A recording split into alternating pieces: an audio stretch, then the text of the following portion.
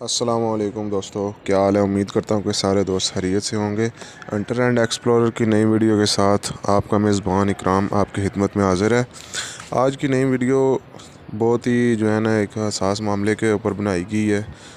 तो आज की वीडियो आप तमाम शिकारी भाइयों के लिए एक पैगाम है। ये पैगाम तमाम शिकारियों के लिए है, चाहे वो एयर गन का शिकारी हो या फिर शॉट गन का शिकारी यानी कि 12 बोर का।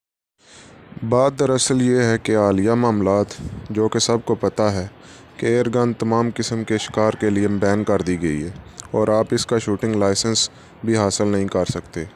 और अगर कोई शूटिंग लाइसेंस 12 बोर के लाइसेंस पर ले रहा है तो उस पर साफ लिखा है कि आप एयर गन से शिकार नहीं कर सकते।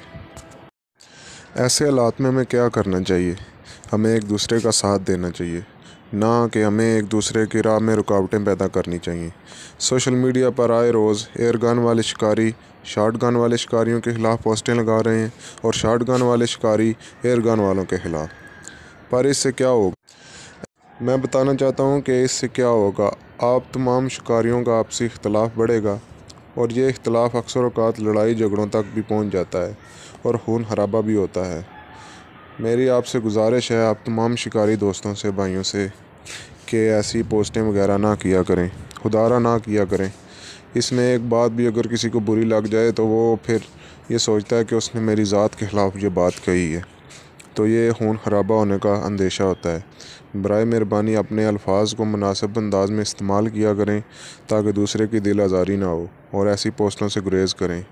महकमे ने जो करना था वो कर दिया है, और आप लोगों को अगर आप एक दूसरे से ऐसे करेंगे तो ये फिर एक शिकारी की हसलत नहीं है, खसूसियत नहीं है।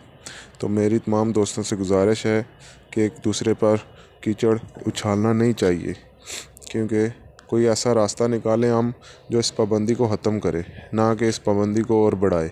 हम अगर शॉट गन वाले शिकारियों की पोस्टें लगाएंगे तो उससे क्या होगा, शॉट गन पर भी पाबंदी लग जाएगी, तमाम शिकारी पाबंदी में आ जाएंगे। तो इससे किसका नुकसान होगा? महकमे का तो नहीं होगा, आपके शौक़ का नुकसान होगा। तो बराए मेहरबानी ऐसी पोस्टों से गुरेज़ करें।